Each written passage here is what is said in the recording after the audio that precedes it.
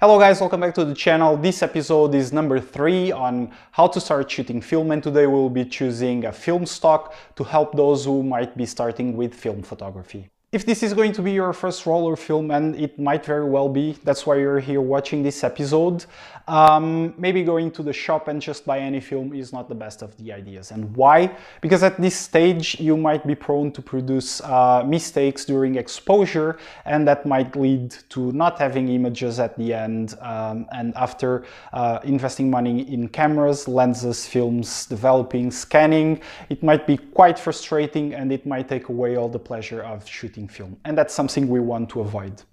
And to avoid this, I want to suggest a film that has a big exposure latitude, because exposure latitude, it's the amount of stops of light that the film can handle and still produce an image. So let's say you measure the available light and you come up with settings that are 1/25th of a second at f5.6 with a film of ISO 100.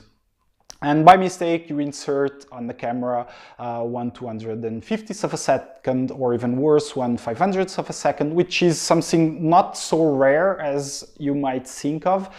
And if you're using a film that doesn't have huge exposure latitude, this might be too much and you might not have any images in return.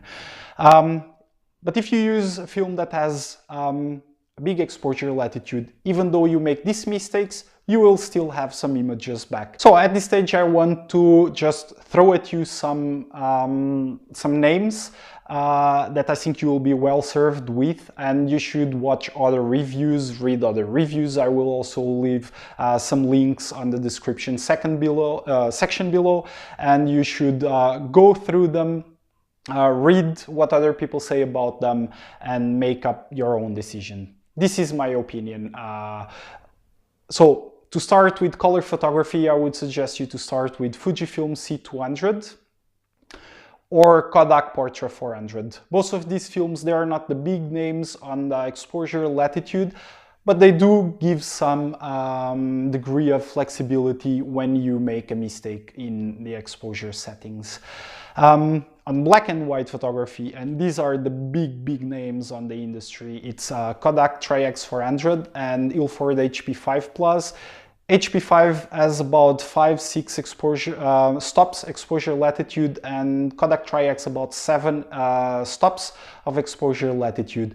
So this gives you a huge room to make mistakes during exposure and still have some images back, and eventually it will give you some pleasure and continue to gain more experience and try other film stocks that are not as easy to work with. That's it for this episode. I hope this is helpful for anyone that is starting with film photography.